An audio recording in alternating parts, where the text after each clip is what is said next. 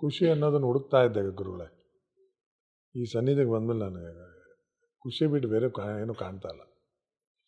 ಅಷ್ಟೇ ಸಂತೋಷವಾಗಿದ್ದೀನಿ. ಭಾಳ ಲೇಟಾಗಿ ಬಂದರೂ ಆ ಸಂತೋಷ ಭಾಳ ಬೇಗ ಸಿಕ್ತು ನನಗೆ. ಬೇಗನೆ ಆಶೀರ್ವಾದ ಸಿಕ್ತು. ಅದು ಯಾವ ಜನ್ಮದ ಪುಣ್ಯನೋ ಏನೋ, ನೀವು ಭಾಳ ಬೇಗ ನನಗೆ ಆಶೀರ್ವಾದ ಮಾಡಿದ್ರಿ. ಏನೋ ಒಂಥರ ಸಂತೋಷ. ಇದ್ದಿದ್ದ ಏನೇನೋ ಚಿಂತನೆ ಏನು ಮುಂದೆ ಏನು ಅವೆಲ್ಲ ಮುಂದಿಂದು ಬೇಕಾಗೇ ಇಲ್ಲ. ಈ ಕ್ಷಣ ಏನು ಖುಷಿ ಪಡಬೇಕು ಅನ್ನೋದನ್ನು ಕರೆಕ್ಟಾಗಿ ತಿಳಿಸ್ಕೊಟ್ರಿ. ಅದಕ್ಕೆ ನನ್ನ ಚಿರಋಣಿ ಗುರುಗಳೇ. ವಿಜಯೀ ಭವ, ಶುಭವಾಗಲಿ. ತಿರುಚಿಟ್ರಂಬಲಂ ತಿರುಚಿಟ್ರಂಬಲಂ ತಿರುಚಿಟ್ರಂಬಲಂ ತಿರುಚಿಟ್ರಂಬಲಂ. ಗುರುವೇ ಶರಣಂ.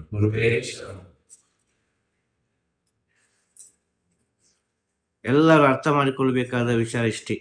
ಈ ಕ್ಷಣ ನಮ್ಮದು. ಅರ್ಥ ಆಯ್ತು? ಬೇರೆ ಏನು ಹೇಳಲಿಕ್ಕೆ ಸಾಧ್ಯ ಇಲ್ಲ.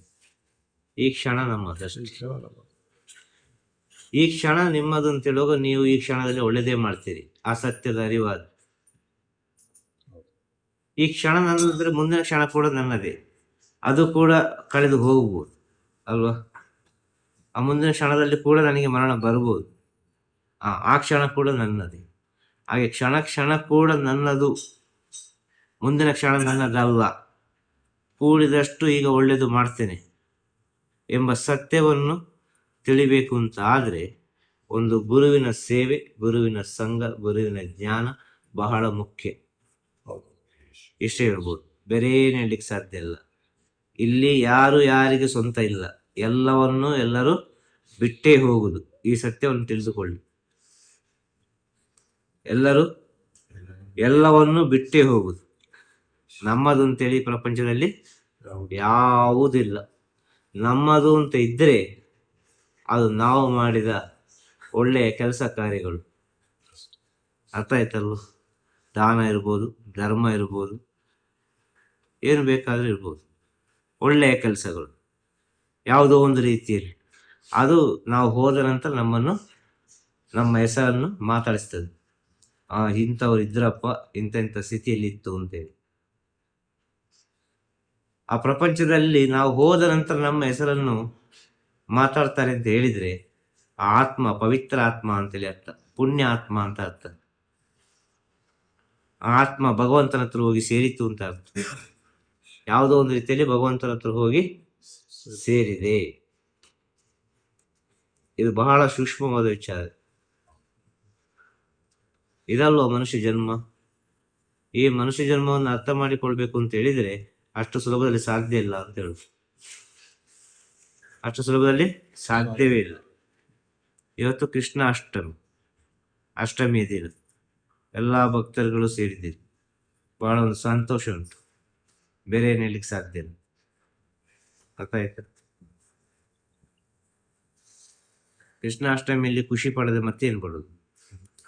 ಖುಷಿಯಾಗಿರ್ಬೇಕು. ಕೃಷ್ಣ ಭೂಮಿಗೆ ಬಂದರೆ ಎಲ್ಲವೂ ಖುಷಿ.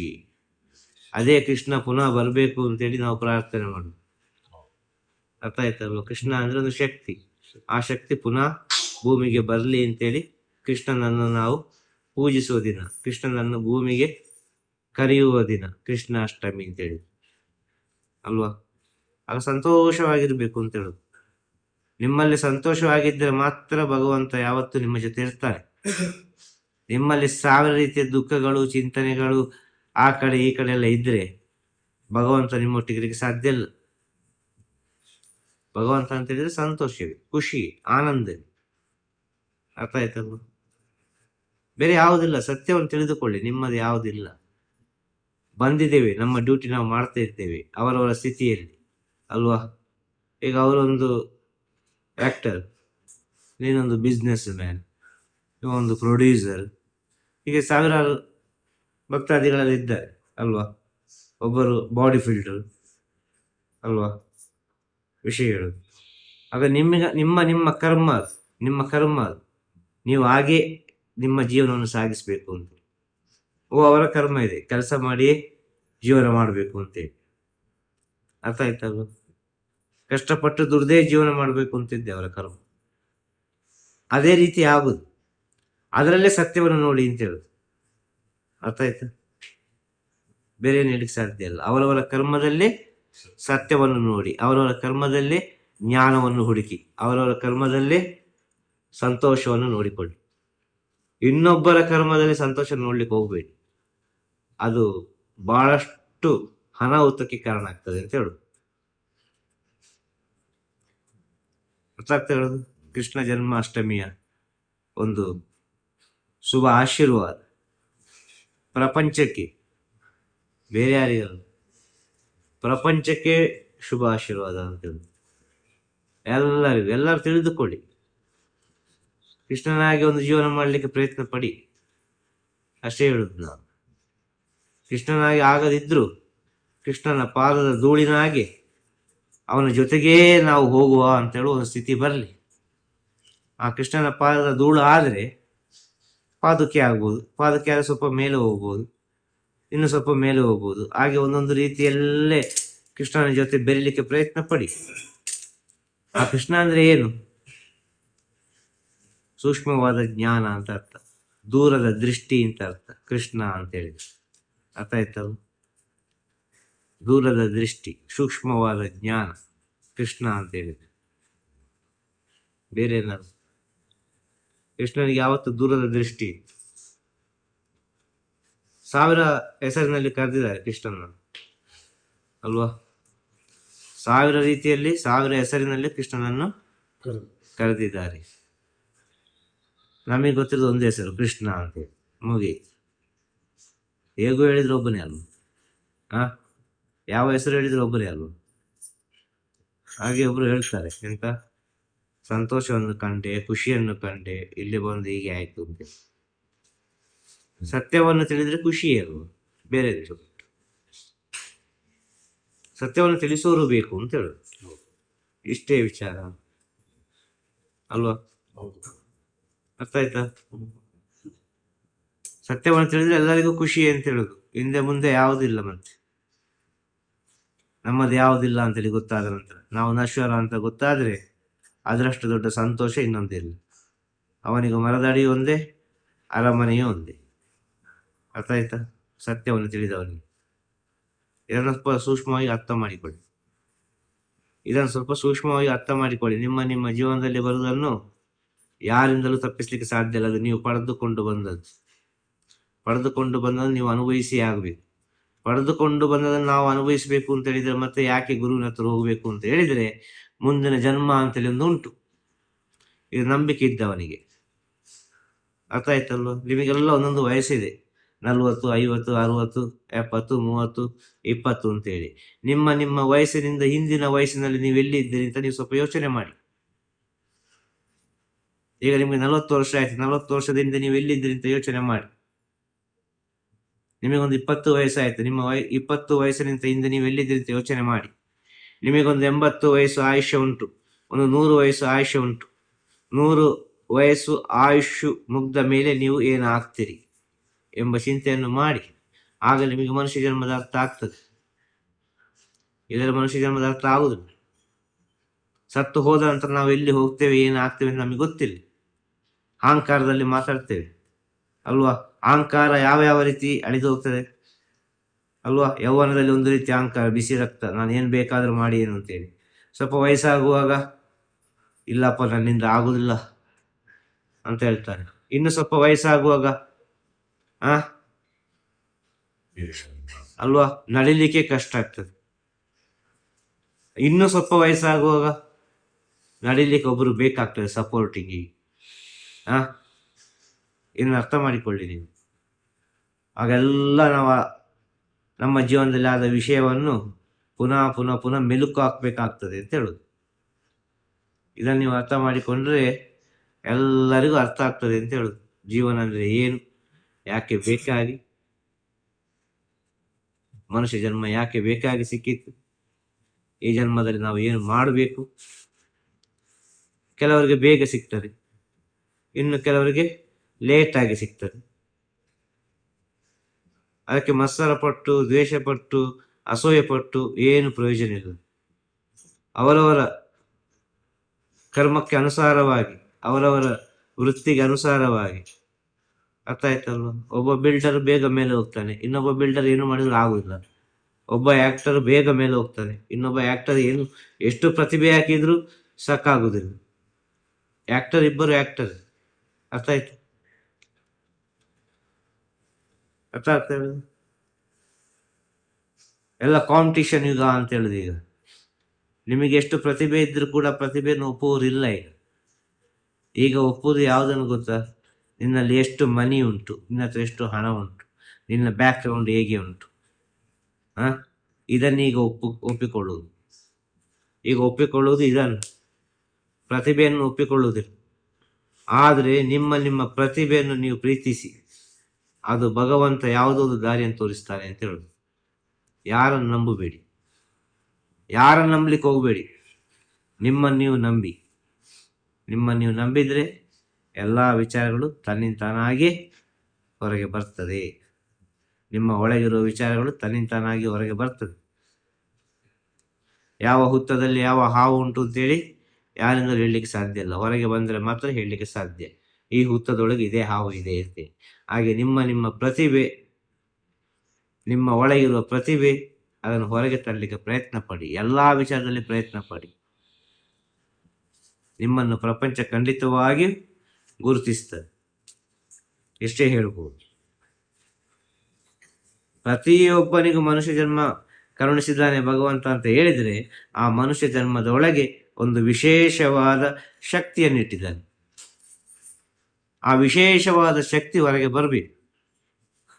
ಆ ವಿಶೇಷವಾದ ಶಕ್ತಿ ಯಾಕೆ ಕೊಟ್ಟಿದ್ದಾನೆ ಅಂತ ಹೇಳಿದ್ರೆ, ಈ ಪ್ರಪಂಚವನ್ನು ಕಾಪಾಡಲಿಕ್ಕೆ ಬೇಕಾಗಿ, ಯಾವುದಕ್ಕೂ ಬೇಕಾಗಿಲ್ಲ. ಆದರೆ ಇವನು ತನ್ನ ಶಕ್ತಿಯನ್ನು ಬಿಟ್ಟು ಇನ್ನೊಬ್ಬರ ಶಕ್ತಿಯನ್ನು ಹುಡುಕಿಕೊಂಡು ಹೋಗ್ತಾನೆ. ಪ್ರತಿಯೊಬ್ಬನ ಒಳಗೂ ಅಷ್ಟು ವಿಶೇಷವಾದ ಶಕ್ತಿ ಇದೆ ಅಂತ ಹೇಳುದು. ಆ ಶಕ್ತಿಯನ್ನು ಬಿಟ್ಟು ಇನ್ನೊಬ್ಬರ ವಿಚಾರವನ್ನು ನೋಡ್ಲಿಕ್ಕೆ ಹೋಗ್ತಾನೆ. ಅದರಿಂದ 100 ಪಟ್ಟು ಶಕ್ತಿ ನಮ್ಮೊಳಗಿದೆ, ನಮಗೆ ಗೊತ್ತಿಲ್ಲ. ಅದನ್ನು ಹುಡುಕಬೇಕು ಅಂತ ಆದರೆ ಒಂದು ಗುರುವಿನ ಮಾರ್ಗದರ್ಶನ ಬಹಳ ಅಗತ್ಯ. ಆ ಗುರು ಯಾರಾಗಿರ್ಬೇಕು ಅಂತ ಹೇಳಿದ್ರೆ, ನಿಮ್ಮ ಅಂತರಾತ್ಮದಲ್ಲಿ ಕೂತುಕೊಂಡಿರುವ ಗುರುವಾಗಿರ್ಬೇಕು. ನಿಮ್ಮ ಅಂತರಾತ್ಮದಲ್ಲಿರ್ಬೇಕು ಆ ಗುರು. ಆ ಗುರುವಿನ ಮಾರ್ಗದರ್ಶನ, ಆ ಗುರುವಿನ ಮಾತು ನಿಮ್ಮನ್ನು ಈ ಪ್ರಪಂಚಕ್ಕೆ ಪರಿಚಯ ಮಾಡಿಕೊಡ್ತದೆ. ಇಷ್ಟೇ ಹೇಳ್ಬೋದು. ಅರ್ಥ ಆಯ್ತಾ? ಅರ್ಥ ಆಯ್ತಾ ಎಲ್ಲರಿಗೂ? ಅರ್ಥ ಆಯ್ತಲ್ವ? ಬೇರೆ ಏನು ಕೇಳಲಿಕ್ಕೆ ಉಂಟು? ಏನು ಹೇಳಲಿಕ್ಕೆ ಉಂಟು? ಕೇಳಲಿಕ್ಕಿದ್ದಾರೆಲ್ಲ ಬೇಗ ಕೇಳಿ. ಒಂದು ಒಳ್ಳೆಯ ದಿನ, ಒಂದು ಭಗವಂತ ಭೂಮಿಗೆ ಬಂದ ದಿನ ಅಂತೇಳಿ ನಾವು ಇವತ್ತು ಆಚರಣೆ ಮಾಡ್ತೇವೆ. ಶ್ರೀಕೃಷ್ಣ ಪರಮಾತ್ಮ ಬಂದಿದ್ದಾನೆ ಅಂತೇಳಿ ಭೂಮಿಗೆ. ಆದ ಕಾರಣ ಅಷ್ಟಮಿಯ ದಿನದಂದು ಅಲ್ವಾ, ಕೃಷ್ಣಾಷ್ಟಮಿ. ಕೃಷ್ಣಾಷ್ಟಮಿಯನ್ನು ನಾವು ಆಚರಿಸ್ತಾ ಇದ್ದೇವೆ. ಈ ದಿನ ಒಳ್ಳೊಳ್ಳೆ ವಿಚಾರವನ್ನು ಮಾತಾಡಬೇಕು ಅಂತ ಹೇಳುದು, ಜ್ಞಾನದ ವಿಚಾರವನ್ನು ಮಾತಾಡಬೇಕು, ತನ್ನ ಜೀವನದ ಏಳಿಗೆಯನ್ನು ಮಾತಾಡಬೇಕು, ಮನುಷ್ಯ ಜನ್ಮದ ಸಾರ್ಥಕತೆಯನ್ನು ಮಾತಾಡಬೇಕು. ಈ ಮನುಷ್ಯ ಜನ್ಮದ ಸಾರ್ಥಕತೆಯನ್ನು ಮಾತಾಡುವಾಗ ಖಂಡಿತವಾಗಿ ಕೃಷ್ಣ ಅಷ್ಟಮಿ ಆಚರಣೆ ಮಾಡುವುದರಲ್ಲಿ ಬಹಳಷ್ಟು ಮಹತ್ವವನ್ನು ಕಂಡುಕೊಳ್ಬಹುದು. ಇಲ್ಲದೆ ಹೋದರೆ ಕೃಷ್ಣ ಜನ್ಮಾಷ್ಟಮಿ ಎಂಬುದು ಕೇವಲ ಒಂದು ಕಾಟಾಚಾರ ಆಗ್ತದೆ ಅಂತ ಹೇಳು. ಅರ್ಥ ಆಯ್ತಾ? ಕೃಷ್ಣ ಮುಂದೆ ಜಗದ್ಗುರು ಅಂತ ಹೇಳಿದ್ದಾರೆ. ಕೃಷ್ಣಾಷ್ಟಮಿ ದಿನ ಒಂದು ಗುರುವಿನ ಹತ್ರ ಇದ್ದು ಗುರುವಿನ ಸೇವೆ ಮಾಡಿ ಗುರುವಿನ ಹತ್ರ ಜ್ಞಾನವನ್ನು ಪಡೆದುಕೊಂಡ್ರೆ ಅದು ತುಂಬಾ ಒಳ್ಳೆಯದು ಅಂತ ಹೇಳುದು. ಬೇರೆಂತ ಹೇಳಲಿಕ್ಕಿಲ್ಲ. ಅರ್ಥ ಆಯ್ತಾ? ಪುಣ್ಯವನ್ನು ನೀವು ಪಡೀಲಿಕ್ಕೆ ಬೇಕೀಗ ಅದೆಷ್ಟೋ ಜನ್ಮವನ್ನು ಸವಿಸಿ ಬಂದಿದ್ದೀರಿ. ಇದಂತೂ ಸತ್ಯ. ತುಂಬಾ ಸೂಕ್ಷ್ಮವಾದ ವಿಚಾರ ಇದೆ. ಕೃಷ್ಣ ಏನು ಹೇಳಿದ್ದಾನೆ? ಕೃಷ್ಣನ ಗೀತೆಗೆ ಏನು ಹೇಳಿದ್ದಾರೆ? ಭಗವದ್ಗೀತೆ ಅಂತ ಹೇಳಿದ್ದಾರೆ. ಆ ಕೃಷ್ಣ ಹೇಳಿದ ಗೀತೆ ಕೇಳುದು. ಕೃಷ್ಣ ಹೇಳಿದ ಗೀತೆ ಅಂತ ಹೇಳುದು ನಾವು. ಕೃಷ್ಣನಿಗೊಂದು ತಾಯಿ ಹೇಳಿದ್ದು. ಅರ್ಥ ಆಯ್ತಾ? ಆದ ಕಾರಣ ಭಗವದ್ಗೀತೆ, ಭಗವತಿ ಒಂದು ತಾಯಿ, ಅವಳು ಹೇಳಿದ ವಿಚಾರ. ಕೃಷ್ಣ ಹೇಳಲಿಲ್ಲ ನಾನು ಹೇಳಿದೆ ಅಂತೇಳಿ, ಎಲ್ಲೂ ಹೇಳಲಿಲ್ಲ ಕೃಷ್ಣ.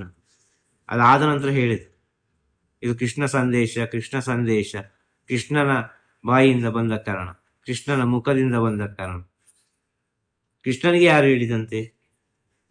ಹ. ಪ್ರಕೃತಿ, ತಾಯಿ, ಜಗನ್ಮಾತೆ. ಅದೇ ಭಗವದ್ಗೀತೆಯನ್ನು ಪುನಃ ಕೃಷ್ಣ ಹತ್ರ ಕೇಳಿದ್ರೆ ಅರ್ಜುನ ಕೇಳ್ತಾನೆ, ಅರ್ಥ ಆಯ್ತಲ್ಲ? ಪಾಂಡವರು ಕೇಳ್ತಾರೆ, ಅರ್ಜುನನಿಗೆ ಉಪದೇಶ ಮಾಡಿದೆಯಲ್ವಾ ಗೀತೆಯನ್ನು, ಅದನ್ನು ಪುನಃ ನಮಗೆ ಕೇಳಬೇಕು ಅಂತೇಳಿ, ಪುನಃ ಹೇಳು ಕೃಷ್ಣ ಅಂತೇಳಿ. ಆಗ ಹೇಳ್ತಾನೆ ಕೃಷ್ಣ, ಏನು ಹೇಳ್ತಾನೆ ಗೊತ್ತುಂಟಾ? ಅದು ಒಂದೇ ಸಲ ಹೇಳಲಿಕ್ಕೆ ಆಗುವುದು. ನನಗೆ ಅರಿವಿಲ್ಲದೆ ನಾನು ಹೇಳಿದ್ದೇನೆ, ಅದು ನಾನು ಹೇಳಿದ್ದಲ್ಲ. ನನಗೆ ಗೊತ್ತೇ ಇಲ್ಲ ನಾನು ಏನು ಹೇಳಿದ್ದೇನೆ ಅಂತೇಳಿ. ಆ ಕಾಲಕ್ಕೆ ತಕ್ಕವಾಗಿ, ಆ ಸಮಯಕ್ಕೆ ತಕ್ಕವಾಗಿ ಯಾರಿಗೆ ಏನು ಸಿಕ್ಕಬೇಕು ಅದು ನನ್ನ ಮೂಲಕ ಸಿಕ್ಕಿದೆ. ಆದರೆ ನನಗೆ ಹೇಳಿದವರು ಒಬ್ಬರಿದ್ದಾರೆ, ಅವರು ಜಗನ್ಮಾತೆ ತಾಯಿ. ಅರ್ಥ ಆಯ್ತಲ್ವ? ಜಗನ್ಮಾತೆ ತಾಯಿ ಅವಳು ಹೇಳಿದ್ದು ನನಗೆ, ಅವಳು ಹೇಳಿದ್ದನ್ನು ನಾನು ಹೇಳ್ತೇನೆ ಅಷ್ಟೇ. ಪುನಃ ಹೇಳಲಿಕ್ಕೆ ಅದು ಆಗುದಿಲ್ಲ, ಅದು ಹೋಯ್ತದು, ಮುಂದೆ ಕಳೆದು ಹೋಯ್ತದು. ಆ ಸಮಯದಲ್ಲಿ ನೀನು ತೆಗೆದಿಟ್ಟುಕೊಂಡ್ರೆ ಬುದ್ಧಿಶಾಲಿ. ಗೊತ್ತಾಗ್ತಾ ಹೇಳೋದು? ನೀನೊಂದು ಜ್ಞಾನಿ ಅಂತ ಹೇಳ್ಬೋದು. ಆ ಸಮಯದಲ್ಲಿ ಒಂದು ಗುರು ಮಾತನಾಡುವಾಗ ಆ ಸಮಯದಲ್ಲಿ ಯಾವ ವಿಚಾರ ಬರ್ತದೆ ಆ ವಿಚಾರವನ್ನು ನೀನು ಸ್ವೀಕಾರ ಮಾಡಿದರೆ ನೀನು ಒಂದು ಒಳ್ಳೆಯ ಶಿಷ್ಯನಾಗಲಿಕ್ಕೆ ಸಾಧ್ಯ, ಒಳ್ಳೆಯ ಒಂದು ಭಕ್ತನಾಗಲಿಕ್ಕೆ ಸಾಧ್ಯ, ಒಳ್ಳೆಯ ಒಂದು ದಾಸನಾಗಲಿಕ್ಕೆ ಸಾಧ್ಯ. ನಿನ್ನ ಸಮಯಕ್ಕೆ ಮಾತನಾಡುವುದಿಲ್ಲ, ನಿನ್ನ ಸಮಯಕ್ಕೆ ಮಾತಾಡ್ಲಿಕ್ಕೆ ಆಗುವುದಿಲ್ಲ. ಅದು ಪ್ರಕೃತಿಗೆ ಸಂಬಂಧಪಟ್ಟು ಬರುವ ವಿಚಾರ. ಅರ್ಥ ಆಗ್ತಾ ಹೇಳೋದು? ಅರ್ಥ ಆಯ್ತಲ್ಲ? ಅರ್ಥ ಆಯ್ತಲ್ವ? ಎಲ್ಲರಿಗೂ ಶುಭವಾಗಲಿ.